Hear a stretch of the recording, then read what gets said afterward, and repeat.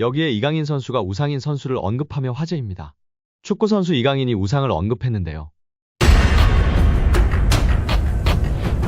이강인을 지도했던 하비에르 아기레 감독이 마요르카를 떠납니다. 대한민국과 연결됐던 아기레 감독이 이강인과 재회할 가능성이 다시 점화됐습니다.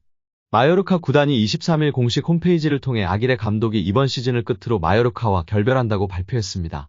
구단은 아기레가 다음 시즌 우리와 계속하지 않을 것이다. 구단은 엄청난 노력과 프로페셔널함에 감사할 것이다. 그가 감독한 기간에 우리는 1부 리그에 4시즌 연속 잔류했고 2022년도 시즌엔 9위를 차지했다. 이번 시즌 코파 델레이 결승전에 진출해 다음 시즌 수페르코파 출전도 가능하다. 라고 밝혔습니다. 지난 2022년 3월 소방수로 부임한 아기레는 당시 9경기에서 4승 1무 4패를 기록하며 리그 16위로 팀의 극적인 잔류를 이끌었습니다. 이후 2022년도 시즌 아기레는 마요르카를 이끌고 리그 9위를 차지했습니다. 당시 이강인과 베다트 무리키 조합으로 아기레는 빠른 역습 축구를 선보이며 승점을 차곡차곡 쌓았습니다. 이강인이 떠나고 이번 시즌 마요르카는 간신히 17위로 잔류를 이끌었고 팀을 1부 리그에 잔류시킨 뒤 팀을 떠납니다. 다만 이번 시즌 마요르카는 코파 델레이에서 결승전까지 진출하며 우승에 도전했습니다.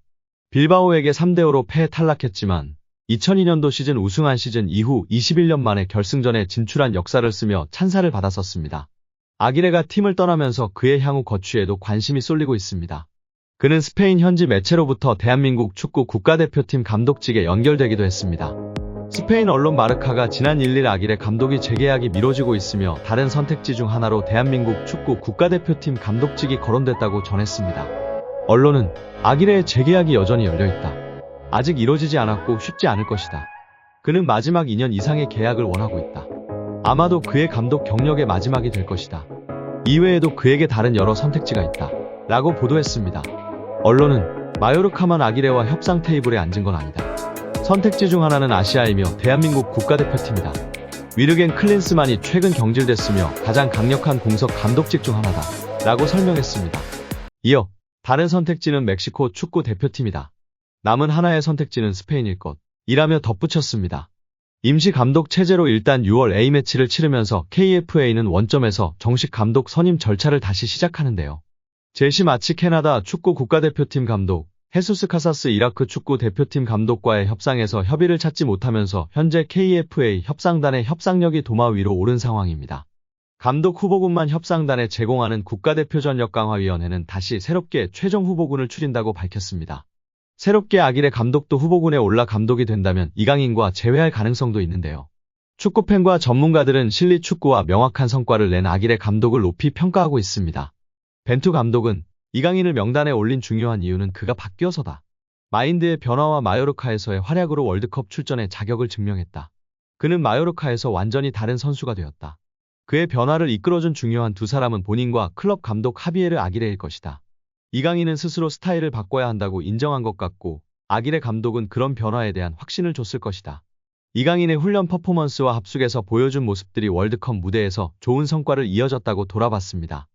엘리케 감독은 아틀레틱 빌바오와 레알 마요르카의 코파델레이 결승전 이야기를 했는데 한 팬이 이강인 성장 관련 질문을 하자 아기레 감독 공이 크다고 말했습니다. 아기레 감독은 베테랑 지도자로 멕시코 국적인데요. 멕시코 대표팀을 비롯해 오사수나, 레알 사라고사, 에스파뇰, 레가네스 등 스페인 팀을 주로 지휘했습니다. 2014년부터 1년간 일본 사령탑으로 있기도 했습니다. 2021년도 시즌 중도에 마요르카로 온 아기레 감독은 이강인, 쿠보 다케우사를 활용해 스페인 라리가 잔류를 이끌었습니다. 지난 시즌 이강인을 한층 더 발전시켰습니다. 수비 축구를 하면서도 이강인의 기회 창출 능력을 극대화했습니다. 이강인을 다양한 위치에 쓰며 빌드업 시발점 역할을 맡겼습니다. 본인 중심 전술의 이강인은 더 능력을 선보였고 마요르카가 라리가 중위권에 오르는데 혁혁한 공을 세웠습니다. 라리가 정상급 미드필더로 분류돼 많은 팀들의 관심을 받았습니다. 특히 수비력이 아쉬운 선수라는 평가를 받기도 한 이강인을 완벽한 수비력을 갖추게 함으로 한 단계 발전시킨 점에 대해 이강인 선수고 고마워하고 많은 축구인들도 아기레 감독을 높이 평가하고 있습니다. 과연 이강인과 대표팀에서 재회할 수 있을까요? 여기에 최근 이강인 선수가 화보 촬영을 하면서 인터뷰한 내용이 화제가 되고 있는 건데요. 오늘 디올의 옷을 입고 촬영했어요.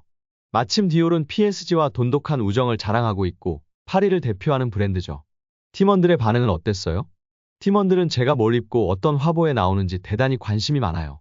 다들 제 슛돌이 시절과 대표팀 사진을 찾아와서 놀리는데 이번 화보를 보면 분명 놀리고 웃고 떠들 생각부터 할 거예요. 특히 음바페 같은 프랑스 선수들이요. 음바페는 그냥 저를 놀리기 위해 태어난 것 같아요. 아마 제일 크게 웃고 떠들지 않을까요? 라는 인터뷰의 내용이 축구 커뮤니티에서 공유되며 화제가 되고 있습니다. 우리 이강인 선수가 인싸인 건 알았는데 이 정도로 팀 동료들에게 사랑받고 잘 어울리고 있는지는 몰랐는데요. 너무 좋은 것 같습니다. 음바페 선수와의 케미부터 팀 동료들과 편하게 친밀하게 지내고 있으니 앞으로도 맹활약할 것 같습니다. 여기에 이강인 선수가 우상인 선수를 언급하며 화제입니다. 축구선수 이강인이 우상을 언급했는데요.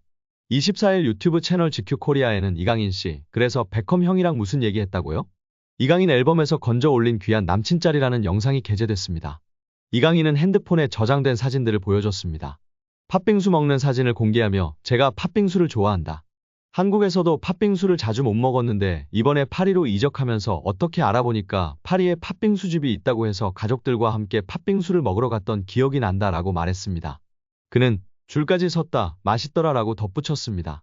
이강인은 데이비드 베컴과 찍은 사진을 공개했는데요. 그는 경기장에 도착을 했는데 베컴 레전드 선수가 있더라라며 그래서 같이 촬영을 하고 그 이후에 사진을 찍게 됐다. 그때 넷플릭스에 베컴 다큐가 나왔었다. 다큐를 보고 있었는데 다음날 직접 보니까 신기하더라 라고 전했습니다. 서로의 첫 마디는 안녕 잘 지내 였다며 광고 촬영은 항상 똑같다 항상 끝난다고 해놓고 안 끝내주신다 그런 얘기를 했던 것 같다 라며 웃었습니다. 이강인은 우상인 선수로 마라도나를 꼽으며 화제가 되고 있습니다. 그는 마라도나 선수의 플레이나 영상을 너무 많이 봐가지고 항상 우상으로 생각하고 항상 그 선수처럼 플레이하고 싶다는 생각이 있었던 것 같다.